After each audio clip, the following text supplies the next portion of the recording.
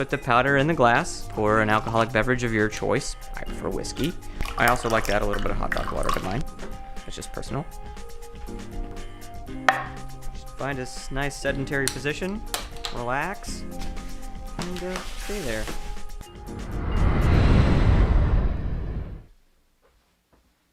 Couch body.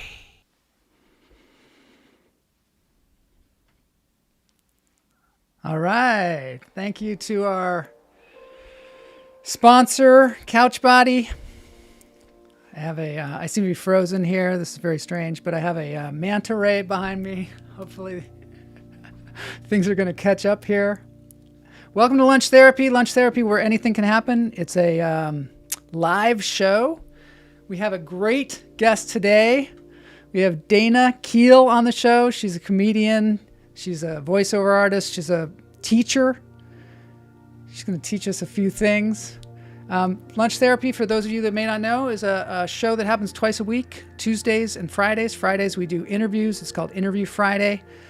We interview interesting people, comedians, actors, directors, mentalists, clowns, all kinds of people on the show, magicians.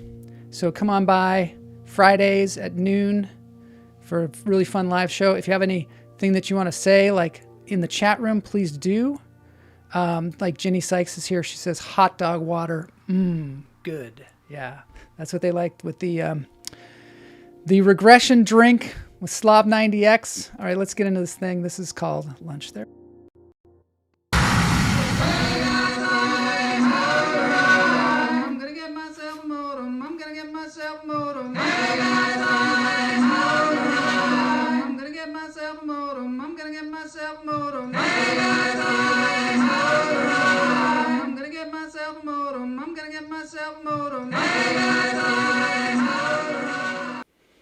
I want to say thank you. Thank you to the Patreons out there. Patreons Howard Aronin, Mike Knox, Todd Lee, Camila Lopez, Robert Lopez, Liz Lopez, Lopez Contingency.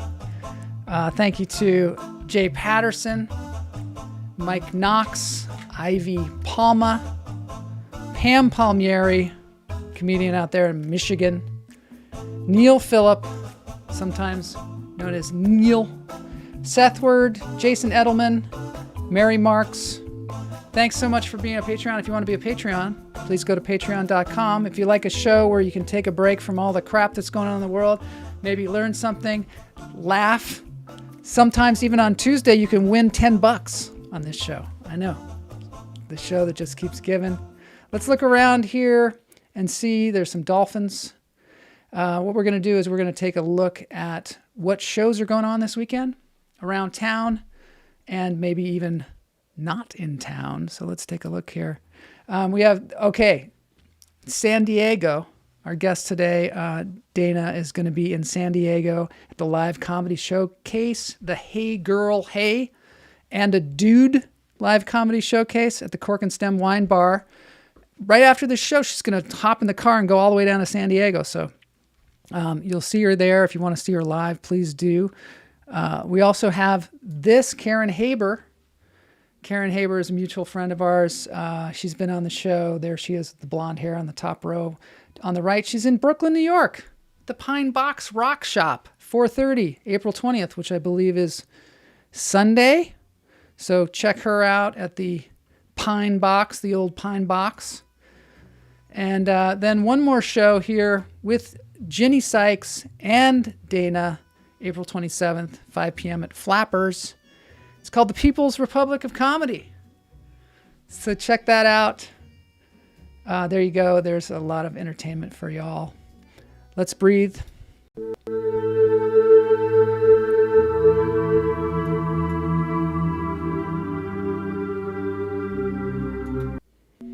At the top of the show, we always take 3 deep breaths. That's to relax the nervous system. It's also good for our health to take in oxygen. So in through the nose, out through the toes. Hold it. Let it go. If you want, you can close your eyes. Unless you're driving, then please don't. In through the nose, out through the toes. Hold it. Let it go. This is Healing Vibrations. They have some Tibetan bowls there. In through the nose, out through the toes. Hold it. Let it go.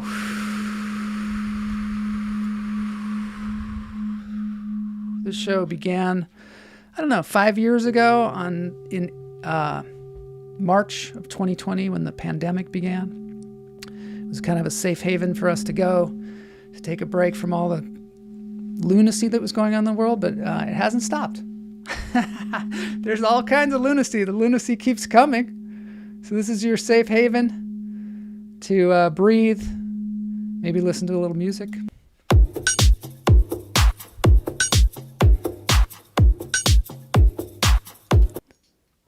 Discover a new instrument. This is called a harpeggi. Playing a little Sultans of Swing by Dire Straits. All you fellow Gen Xers out there will enjoy this, and those that are not too. So this is a harpeggi. It's like a giant guitar that's played like a piano. This is Matthew Terade. He has a YouTube channel where he plays this instrument, does a lot of cover songs. There's even a video of him playing one of these with Stevie Wonder on there. Yeah. So check it out. Shake it out. We like to promote relaxation on this show and joy. So enjoy.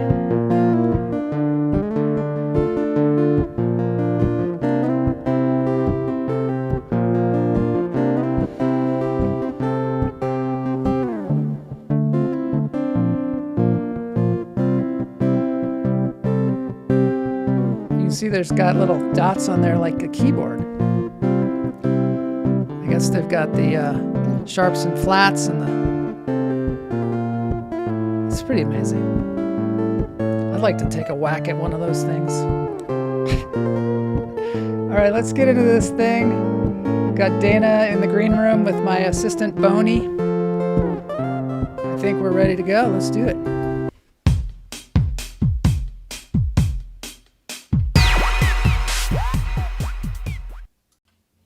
All right, here we are. So Dana, I met at the Hollywood Comedy, probably, who knows, might have met her another time. God knows with all the shows that we do. Might have even done a show with her, I don't know. But the official thing is I met her at the Hollywood Comedy, which is a place where comedians work out their comedy. It's a little hole-in-the-wall place on Melrose that is very valuable to all of us, so shout out to the Hollywood Comedy there. Dana grew up in Huntsville, Alabama, and moved when she was, I believe, 12 to New Orleans. Went to college at Tuskegee. She also was in Washington, D.C. for a while. Then she came out to Los Angeles. She's done multiple things. She's a voiceover artist. She's a stand-up comedian. She brings her blend of West Coast charm and Southern wit and a teacher's wisdom and Gen X soul to every stage that she's on.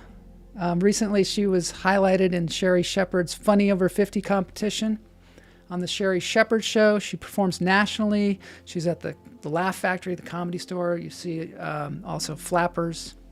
And she's also, I believe she began some of her comedy journey at the Dow Comedy Studio here in Hollywood, which is a really great place. We're going to try and get Bobby Oliver on the show at some point because so many different comedians that I talk to talk about her as being someone who got them started. And I know she's a big friend of the show. So we're going to try and do that. Let's see, she's been in the Lysistrata Comedy Festival.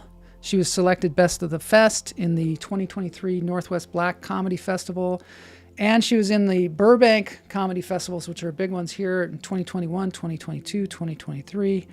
She's the winner of the 2021 Cheap Comedy Festival.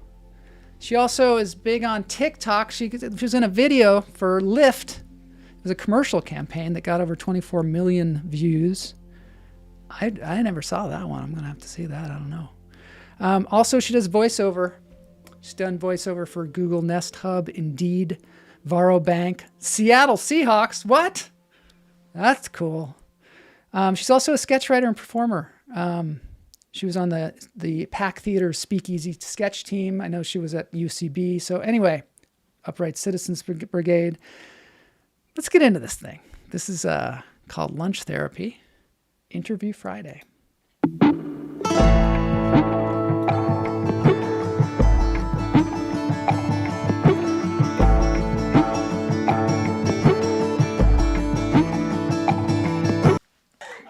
Los Angeles, where I live, I'm a math teacher, algebra, right? Thank you. Ooh, a lot of love. It makes me a gang leader, right? Any parents in here? Listen, it's not even about algebra. It's about pedestrian math. Like, you know what I'm saying? Our kids don't know that it's 4 quarters in a dollar. I asked Amy number 1, I said, hey, if I give you 3 quarters, how much money do you have? Y'all, she pulled out an abacus. Like, she... And then Amy number 2 in the back gonna say, but Miss Keel, we use Apple Pay. In the apocalypse, I don't want to see none of y'all. I'm looking for my grandmother, whose hands have touched cash. Do you know what I'm saying? Y'all, I'm gonna just say this. Multiplication tables are eternal, right? Fractions are forever. Fuck diamonds. Do you know what I'm saying? Right? And why does this all really matter to me? Because I'm a Gen Xer. Any Gen Xers in the room? Right. And if you don't know who you are, we're just the ones, running around loving 90s golden era hip hop, but still needing, right. But still needing reading glasses, right? To check our mail, right? Biggie, can't you see? Right? Somehow these words just hypnotize me, right? And I don't know, my font look like that on my phone, right there.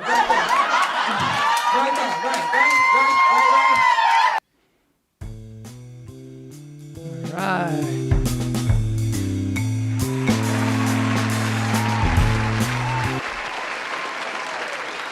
Welcome, Dana Keel, to Lunch Therapy. What's up, everybody? To have you. Yeah. So great to be here. Oh my God. Oh, Antonio's here too. All right. Scott Pitta. Cool. Yes. Welcome to Lunch Therapy. So glad to have you here. You're such a force of nature. Did you start comedy like in your late 40s or 50s, or have you been doing this your whole life? 50s. I feel like I've probably been funny my whole life, but I started comedy in my 50s at 51. You are a perfect example of someone who has lived a long, varied life, and it pays off in your comedy, because your comedy is not only funny, but it's informative.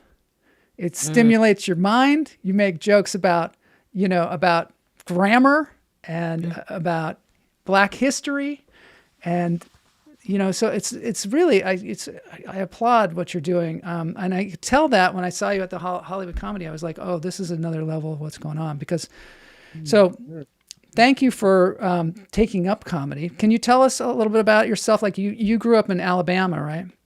Right. Okay. So first of all, I'm blown away. When you said you did your research, I was just like, okay, the basic stuff is out there, but you knew everything. You knew about Alabama and New Orleans, Louisiana, and all the things.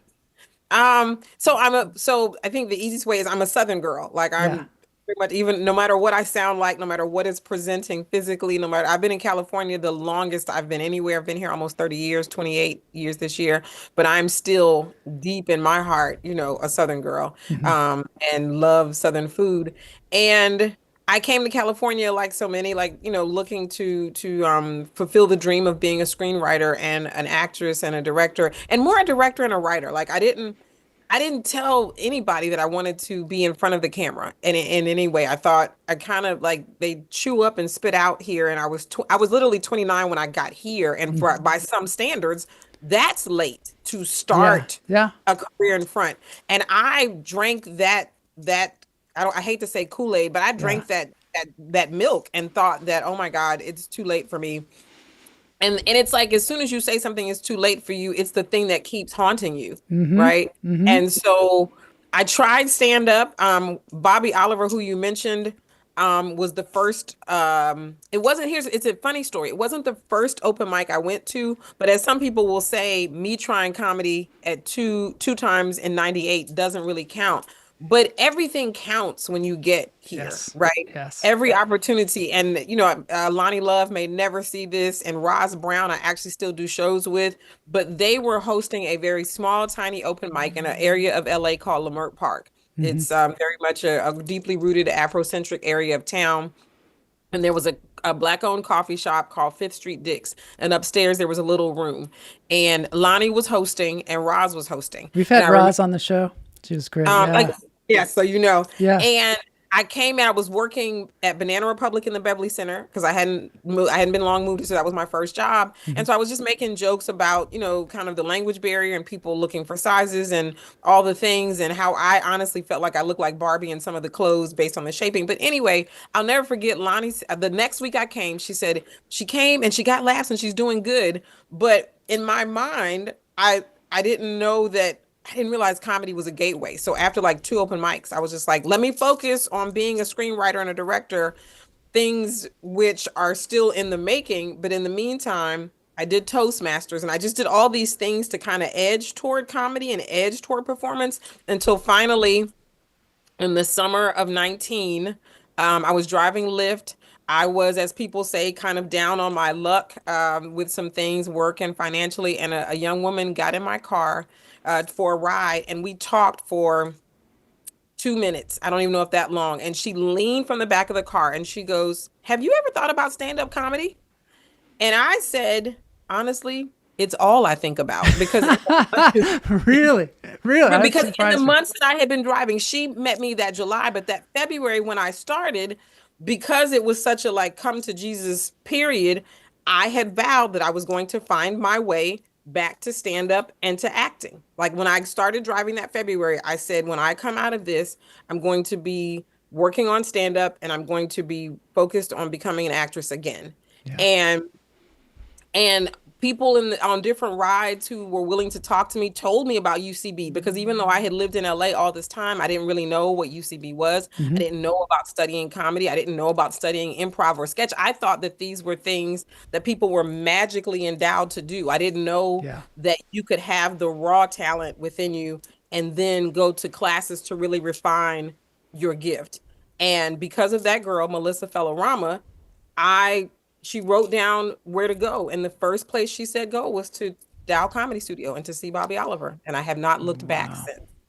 What are some of the tenets of the Dow Comedy Studio? Like, what are some of the things that they hold dear? Because I know it's a special place. I've done a show there before. Sally Mullins hooked me up with that. But also I've done like the Zoom comedy, and it just seems like a really special kind of community. It is an extraordinarily special community, just because Bobby is special, and she understands that women need a sacred and a safe place. So without alienating others, she has created a space for specifically for women to have a night, specifically for the LGBTQIA plus community to have a night. But she's always focused on the advocacy of women in comedy. Like she's about that. She's about as Master P would say, she's about it when it comes to that. And being able to walk into a space where it was safe just was everything, to really, really say, okay, I'm going to start and I'm going to stick with it this time. Right. And so she hosts classes, not to advertise. She doesn't need me to advertise for her. However, her class, I've taken a lot of classes to help me refine. Yeah. Her class is one of the best because she just really takes into account you, not just your jokes, but you. And, and that's it. Just punch up. Seems like that's a really crucial time. Like when you first start, like I also started in the 90s at the Comedy Store doing their like potluck But it's like a question of whether you keep going. You know, you can do it as a thrill or whatever, but you kind of have to get the right guidance to continue through the times where you're like, maybe I'm not funny. You know what I mean? Or like, maybe the people aren't laughing, but they seem to be listening. I don't know what to do, you know? Right. And then you Or start like just wanting to get the right opportunities, you know, like whatever that looks like, just kind of, you know, and also community matters, Joel. I mean, I think I can't imagine, like, certainly I was out of college in 93, but I cannot imagine that the person that I was at that time would have been ready to try to start this. Yeah. And I think that too. Sometimes I'm like, I was not ready at that time because I was too vulnerable or too nervous or too maybe too much in my head.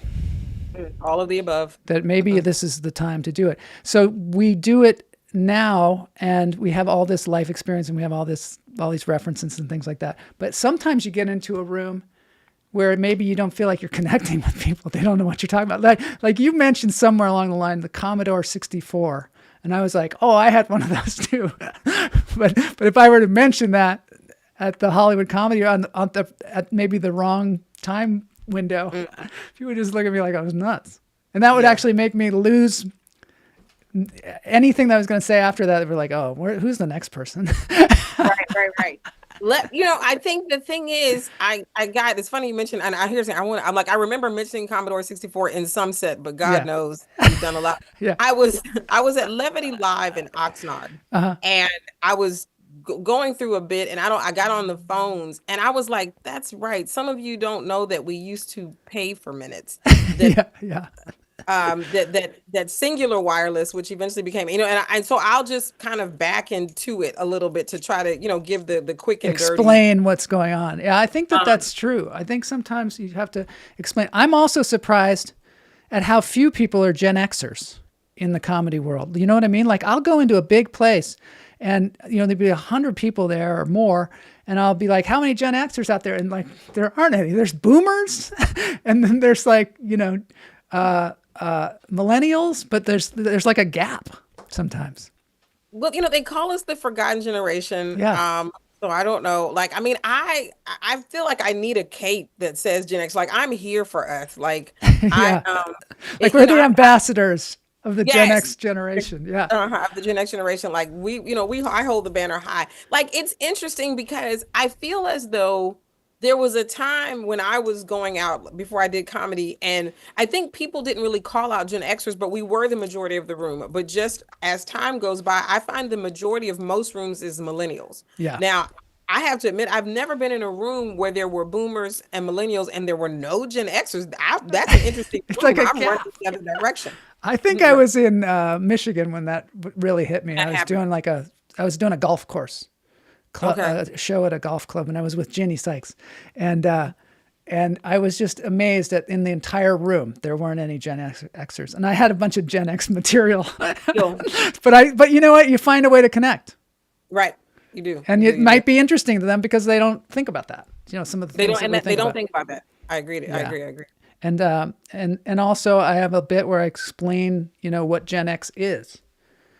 You know what I mean? Because I don't think people, because they think it's alphabetical. They think maybe there was a generation W before us or something like that. I think about it myself. Like, what does it mean? I feel like it's tied to brand X. Like we didn't want to be labeled. We were like, right. That's what screw you. We don't want a label. Right. Yeah. Because we knew, like, it's interesting, like people, what I encounter, I don't encounter people who don't know what Gen X is, but what I encounter is people who don't know whether they are Gen X or not. Yeah, that's another thing. That's, and I'm a math girl, so I have no problem saying, okay, it's this year to this year, it's this year to this year. But a mentor said to me, you're going to lose people if you the numbers. If you're going to lose people, if you do that. You can't get stuck in the weeds. Right. And so I developed a litmus test, and I was just like, if you saw Schoolhouse Rock on television. Oh, yeah. I saw that bit that you do. Right. You're then, like, then you are a Gen Xer. Yeah. Xer. If you like that. learn to read on Reading Rainbow, you're a millennial. If you learned your values from Blue's Clues and the Backyardigans, whom I love, then you would be a Gen Z. And last but not least, if you saw Schoolhouse Rock on video, that also makes you a millennial. And if you saw it on YouTube, that makes you a Gen Z. Like I have it's structured that, but that's that. kind of the But I like test. that because you have the overview of that. I'm going to play a little clip here. It's a little longer, maybe it's a couple minutes, but it kind of gives an idea. You also talk about generations. You're a silent generation, so I just want to see, do we have any silent generation? Huh? Howdy doody. I appreciate that. And so let me talk a little about the silent generation because that's my parents. They are the ones who marched with King. They are the ones who taught us about what we have today. And I make that and I say that's important because growing up in Alabama, my parents were missionary Baptist with a smattering of Black Panther. Like Black History Month is fast approaching. King Day just left us, and I feel like King is the gateway drug for Black History Month, right? But I grew up in a household where it was 365 Black. McDonald's had a slogan where it was just every day of the year, and I believe that. And let me tell you, as a kid growing up in that household, like, who has children? So I've got all generations. So somebody's got to have children of some age. Your children have thoughts. Let me just say that. They have thoughts about this big old world. And I have a child. So as a second grader in Catholic school, I thought, well, if white people knew that a Black man invented the traffic light, well, that would end racism. It stopped traffic. It didn't stop racism. Then I thought, if they knew a Black man, George Washington Carver, invented peanut butter, well, surely, with all the peanut butter and jelly sandwiches we eat, that would end racism. Not for people with peanut allergies. Not so much. Y'all, but then I thought, well, what about Charles Drew and blood clot? Like, I just ran the roller coaster, the roll call of names of what African Americans did, and then I realized there's nothing we could do to end racism. But I had a hero, a Marvel hero when I was a kid. Her name was Rosa Parks, right? Rosa Parks, as you all know, got us off the back of the bus, right? So now to this day, at the ripe young age of 56, I don't want to be at the back of nothing. Not the back of the line, not the back of the gym, not the back of the class, not the back of the bank. I do not let motherfuckers in front of me in traffic because it means I will be behind someone else. Do you understand me? Do you understand?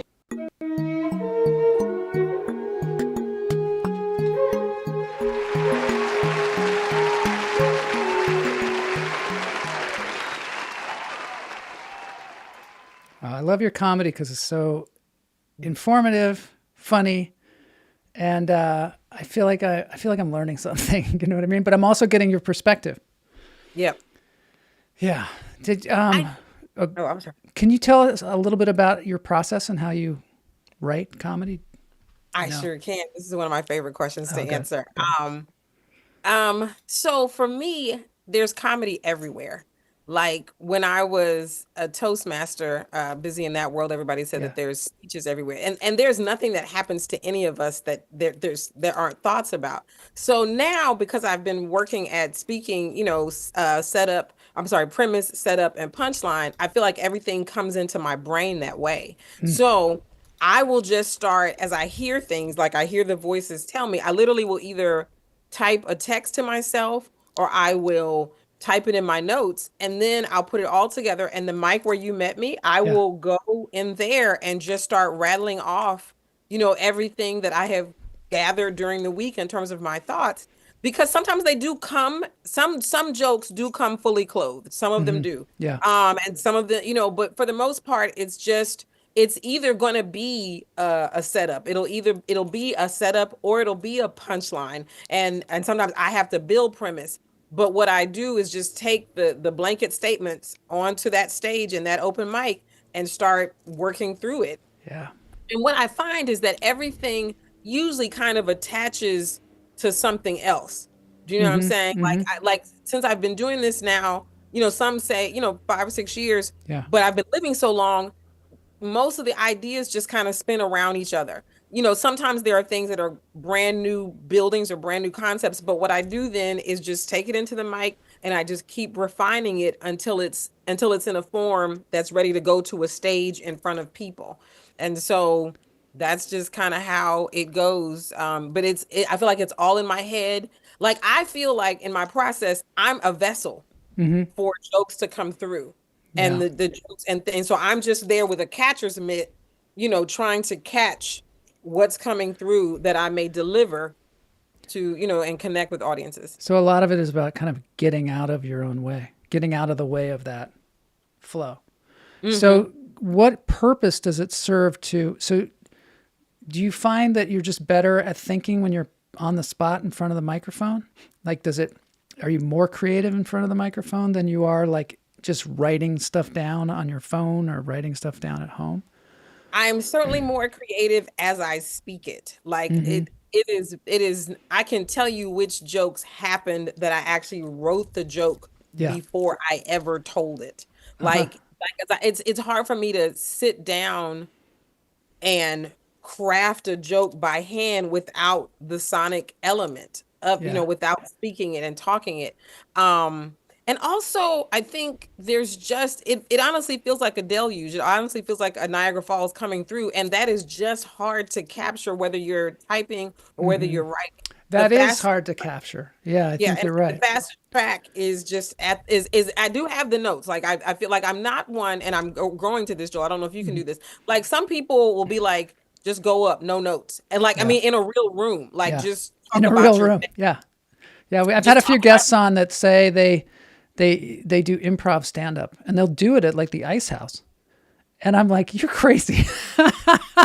Like I've watched people do it. Like, I mean, so you have the masters, and what they do is a little different. Like a Jimmy Brogan is very different. I don't whoever knows who Jimmy Brogan is, he gets up there, he, does this nugget of crowd work and blossoms that. But for the people who don't necessarily do that, but are able to, and I saw somebody do it at the Ice House, walk up and start talking about what they're going through, and you can still hear a setup and a punch. The premise is kind of like, this is what I'm going through. So that opens you up for whatever you're going to talk about. But for it to still deliver through the pipeline of setup, punch, and a tag, I can think of those times where a tag came on the spot, but the joke was already prepared. It wasn't like I did all of it right there. There may have already been, there was already, the setup and the tag, and then setup and the punch, and then a new tag came on stage, and then I made that happen because I'm like, oh my God, it's too delicious, and thank you, universe, for bringing it in. Yeah,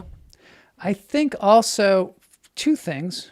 One, like you're saying, you get more attuned to the setup and punchline pattern the more you do it, and so you can sometimes just riff, and it'll come out in that structure, and you're like, and sometimes it's surprising to you, at least it is to me. So you can become more facile with that. And I suppose people that do improv comedy, all the stand-up comedy all the time, are just kind of riding that instinct. But I also think it's a bit of a magic trick because the more you do comedy, the more you just have little bits at the ready that you've already thought out that just come into conversation, and it seems like you just made that up. Even obviously the crowd work is one of those things too. The more you do it, the more you know how to respond to whatever somebody says. Now, for me, one thing I've been trying to work on is like, there are times that I am funny in conversation, and just as someone blessed me with the compliment, they said, you are naturally funny. But I feel like I can't, I don't want to say I can't because I don't believe in can't. Yeah. But I want to bring more of that to stage. But it's just kind of like when I step on the stage, it's like structure, order, affirmation. What have I prepared? And then there's always, like I said, there's room because a tag, something will come in. But I desire to be able to do some of that improv comedy because there's so much magic that can happen. I don't know that I could do it for 10, 15 solid, but I desire to be open enough and to be ready enough to deliver that. Yeah. And there's also this joy that happens when you're kind of in conversation with the audience. And you're like, there's like I think there's a difference between laughing at your own jokes and just having a great time with the discovery of what's coming out of your mouth and also the way people are reacting to you. that is Right. magical. And so it's That like is magical. yeah, it's magical. And it feels like a dialogue more than a monologue.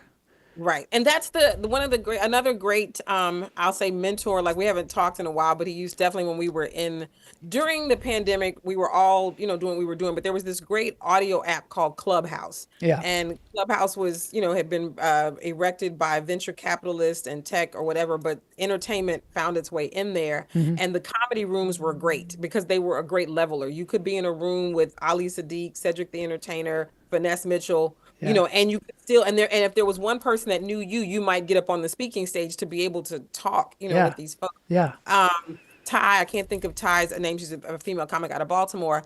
But Tehran, who I think he still has his Thursday night. Tehran Van Ghazri is a great comedian, a Persian comedian that's here.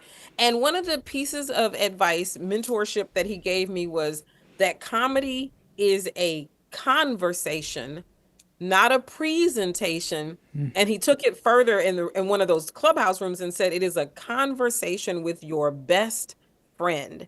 And so for like 2 years, I would put that at the top, that line, it's a conversation with my best friend, at the top of my set list notes. So before I got on stage, that would be one of the last things that I would see. This is a conversation with my best friend, so that I could remember my purpose, my mission when I got on the stage. And wow, that's good. Greg Dean also says that it's like, if you can be funny with your friends, you can be funny at the mic, but it's the transition to being just like you are with your friends at the mic that is the challenge. Yeah. Now, this is interesting. You seem to have found something during the pandemic. One of the things about being a comedian and being unique and following your voice is that you find things that maybe other people aren't doing, and you have to kind of take the chance to try it. And so I've got a clip here of something that you seem to be experimenting with. Now, here's what I thought. I thought that if we are sheltered in place, this is the time for you to really, really live into your purpose, to meditate, set an intention, and it may be time for you to start a business. That's what I did. I started a call service. Now, I need everybody to take the phone number down. Get ready. So are y'all ready? Got your pens out? Let me show you. I got my pen out. Ready? Uh-oh, we dropping stuff. There we go. We're going to try to sit it, make it stay. Please stay. Don't fall. All right. There we go. So the number for the call service, you guys, get ready, is 1-800-CALL an Ancestor. Let me give you that number again. 1-800-CALL an Ancestor. So back in February, right? Thank you. And so y'all got to use the number. Back in February, I had to make a call. I was beta testing just before the lockdown, and Snoop the rapper, we love him, was acting a new fool on Instagram. He was on there calling Gayle King a funky dog-headed, rhymes with snitch. I don't have to say the rest. So, right? I called Harriet Tubman. I was like, Harriet, girl. She was like, hey, girl. I was like, did you march us on the Underground Railroad all the way to freedom for Snoop to act like this? She's like, no, girl, I didn't. I was like, well, can you gather him? He is a whole mood right now. She's like, yes, girl, I can. You guys, 3 short days after my phone call to Harriet, Snoop apologized to Gayle. He went on the Red Table Talk and Reflection, and that's the Red Table Talk with Jada, her daughter, and her mother. And last but not least, he decided that he would vote for the first time in his life in this year's general election. You guys, thanks to Harriet, we won. So I'm just saying, right? Oh my, that's great.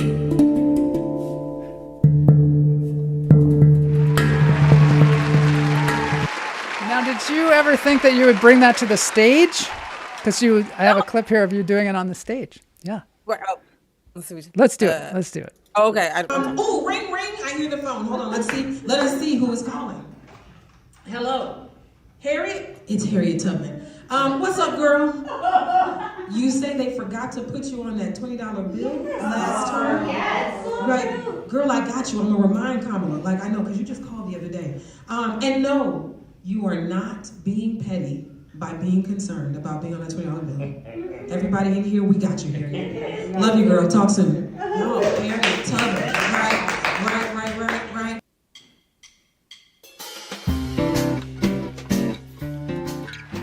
Okay. That is so cool. So you did that. Did you do that on Zoom first and then bring it to the stage later? Did it on Zoom first because when we were in the Zoom time, when we were in the pandemic, I saw people, work to make their Zoom boxes interesting. Yeah. And I had started developing that bit like literally I had just come through my scholarship wonderful classes, improv and sketch at UCB. So I feel like the mix of what was happening for me as a comedian, as a new comedian, as a woman, and as one who loves history was just this stirred mix of like, how do we talk about this thing? Yeah. And so, because even the bit was originally called 1-800-call a historical figure, as Yeah. right, as comics, we know the less syllables, the better. The less Yeah. words, the better. I stood in my kitchen, and I bring this up because I bring this story up. I stood in my kitchen and I prayed. I said, "Universe, God, can you give me a way to tell this joke? Give me a word."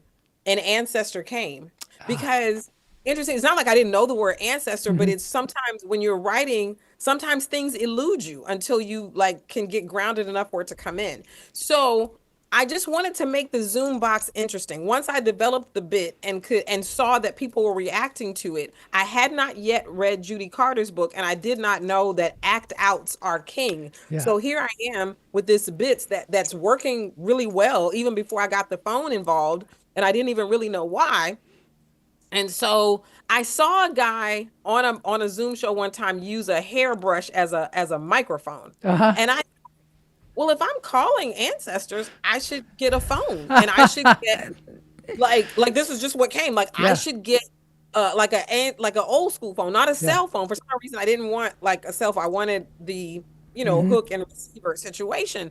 And so when I went on Amazon, that was what I found, this toy green phone. Yeah. Now, at one point, I got a green screen to start doing stuff, and I would perform on Zoom in front of my green screen, and I wouldn't always have the green screen keyed, so it would just be green. Well, if you hold a green phone on a green screen, you lose the phone. Yeah, right. Yeah. That's why the red phone came about, because I just wanted a way to be able to hold the phone continually on Zoom and not lose the phone to the to the non-keyed green screen. Can't talk all of a sudden. And here's the thing, I didn't bringing it to stage, honestly, I'll say it here, it's still a work in progress, because people in the comedy world, and this, Joel, people label you fast. Like, are you a prop comic? Yeah. No, I'm not a prop comic. I just have a phone for this one bit. And then they're like, well, why don't you just improvise? Like, you can do the improviser phone, but something is very It's special. fun to have the phone. It's fun to have the phone. Yeah, it's fun. And so and that's what you're providing is fun.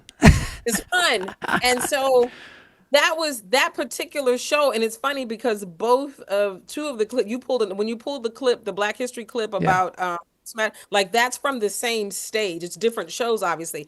That is it's the Fanatic Salon in Culver City. It's this wonderful theater space, and this wonderful woman named Catherine Shore, who's also friends with Robert Brown, does these shows, and it feels in that space, the physical phone feels very welcome. At say a Flappers, I haven't been able to figure it out. I tried to do it at the Ice House, and it was clumsy. Yeah. So it's something that I want to bring to stage more, but I'm still refining how best to do that. And that actually got me my first corporate gig. I had done so much Zoom with that bit that when a show was being put together, coordinated, what's that word? I can't think of it right now. That's how those things go. The client told the woman who was putting the show together, he said, we saw this comedian do this 1-800-call an ancestor thing. We want something like that. And she happened to know me, and she said, I don't have to get you something like that. I know her. I will call her. Oh, that's great. So, yeah. That's the best way to get a job. The best way to get now, speaking of that, getting jobs, do you produce your own shows? I do. Tell us about that. So it came about because I got the opportunity to host at a club called Flappers. And if people are local, then y'all know what Flappers is. Yeah. If you're for the international subscribers. Here's one here. Sven from Belgium. Sven. So Sven, it's a club in Burbank, California, and I was hosting there. I was one of the weekly hosts, and the booker, Josh, came to me one day and said, do you think you could produce? And I was like, yeah, let's give it a go. Yeah. And we had set a date for me to produce, but then somebody changed their mind, and I had to throw a show together in 2 days compared, and I still was going to have the one in a month. But I love that, because when we talk about ancestors, like, I feel like, what kind of descendant am I to my formerly enslaved ancestors if I'm not creating opportunity Yes. for Black and brown, for women, and just for underserved community, and then just, and just for the underdog, And the Gen Xers too. and the Gen Of course. and the Gen Xers too. Yeah. So I love great. producing. It can get a little bit like, oh, why did I, Yeah. Yeah. But I wouldn't trade the satisfaction of being able to create opportunity for. Do you host that too? I stopped. I tried to host in the beginning, but producing and hosting just are they're too big to fit in a box together. So I let the host do that, and then I focus on, because that's the thing. It's like, part of producing, and I'm not ashamed to say this, part of producing is wanting to get yourself more time, is wanting to get. Yeah, of course. So you want to give yourself time. And what I found is that I can't host and then have my own set ready after having produced the show. Yeah. And because ultimately I want more to deliver an incredible set that connects with you. Like, that's my biggest dream. So then I let the hosting slide away. I just make sure I assemble the comics and then get myself together to deliver my best. Yeah, producing, it's producing and performing or hosting is like directing and acting at the same time. It's very, very difficult, and you only have so much energy. And I think that's true. I want to start hosting. How does somebody get into the hosting world? I was lucky that I was just asked. That doesn't always happen. Some people get asked. But the most recent advice I was given, which is to start hosting an open mic. Like, if you find a space to do a mic, then you can springboard your mic into a show that you host. Yeah, that's a good idea. Because also by hosting the mic, you build relationships with more comics faster.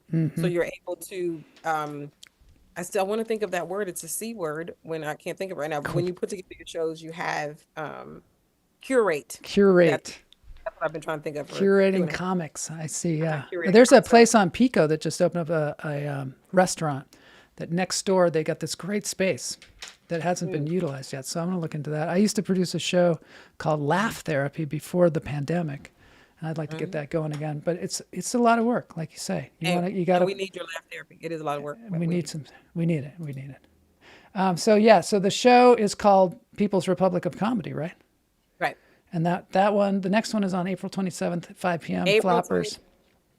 And Jenny Sykes is going to be in it. Yes. So that's cool.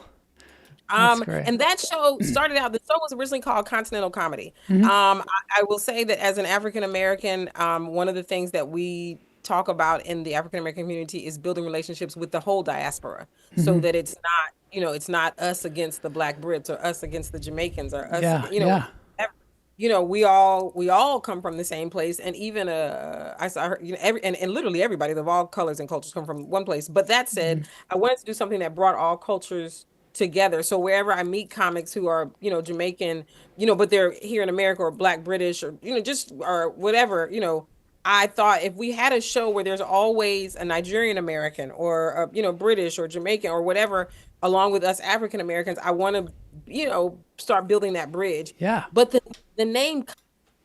Oops, sorry, I lost you. Hold on 1 second. I was trying to get the flyer on the screen. Boney, why'd you do that? I don't know why. Anyway, continue. Oh, shoot. Hold on. Boney. Okay. Oh, my goodness. Boney's got it. He's got it. I'm rooting for you, Boney. He's got it under control. All right. Okay. There's the show. Anyway. The name changed to the People's Republic of Comedy because I was like, we need a country. We need, we need our own country. So so we evolved the name to the People's Republic of Comedy. I like that. I like it a lot. I like the poster a lot. One other thing I want to talk to you about, because we're running out of time, is your internet presence. You do some really interesting things on the internet. I'm going to play one of these if I can find it. Boney? Hello? Boney's like, he's working really hard. He's just sweating over there. I didn't even know he could sweat. Here we go. What's up, family? Comedian, teacher, Dana Keel here. Chronicles of a Teacher, Monday. So y'all, as a teacher, y'all know it's our job, my job, to pour into my students. I'm a reading teacher, so I'm pouring in academically, doing the pedagogy thing. That's the educator's word. But I also, and I believe we all, in fact, I know we all pour in spiritually, affirmatively, just in all the ways. And that's what we do. But y'all, today, as I told my student, you can do anything you want to do. You can be anything you want to be. She says, and I have 2 second graders, Latino baby, chocolate baby. Chocolate baby says to me, oh, my mom says that. She says, you can put your mind to it and you can be anything that you think. You can be anything that you believe. But then she does something so special, so powerful, so profound. She then says, and my mom says, you have to keep your head up. And she put her hand under her chin just like that. And y'all, in that moment, she and her mother poured into me. In that moment, her mother was my mother. Do you know what I'm saying? And so I just came, to just share that, yeah, it's our job to pour into these babies, but sometimes they pour into us. I pray and I affirm that this video pours into anybody that is watching. You can be anything you want to be. You can do anything you want to do. Put your mind to it and keep your head up. I love that.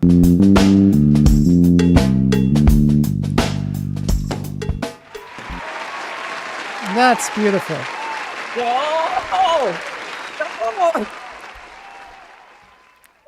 Yeah. That's putting more out there than just,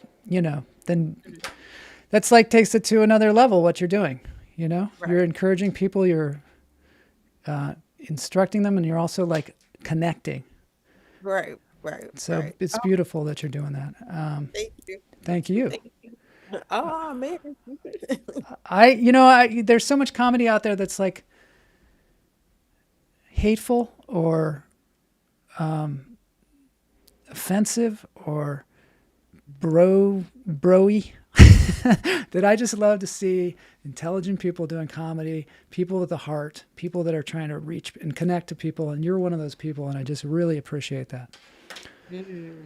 Yeah, that was a special day. I know our time is, really about up, but man, I just strive to be as a teacher and, however it's supposed to comedy, but as a teacher, I strive to be what I needed and what helped me most, which is being affirmative and encouraging.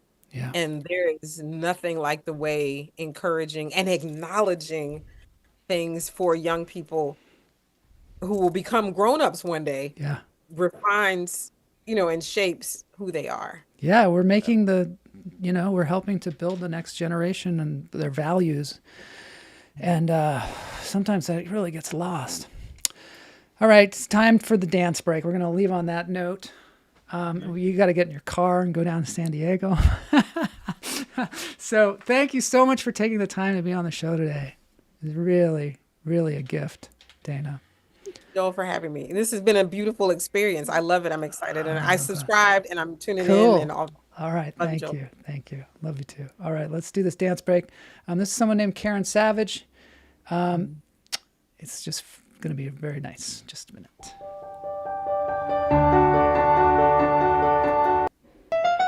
It's a little Billie Holiday. Can make you black and white too here.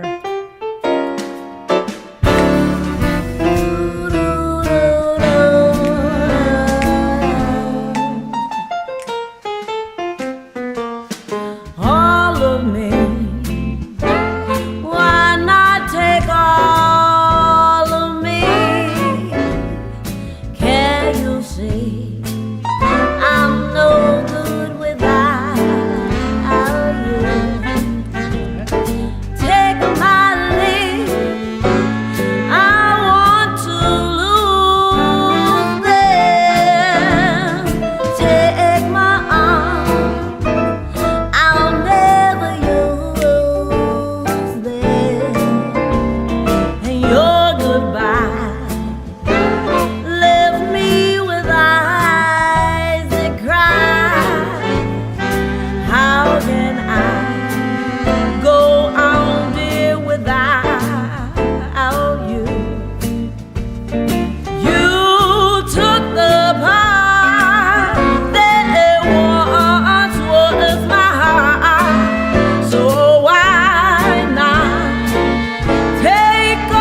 Thanks everybody for being here. Thanks, Dana. Drive carefully.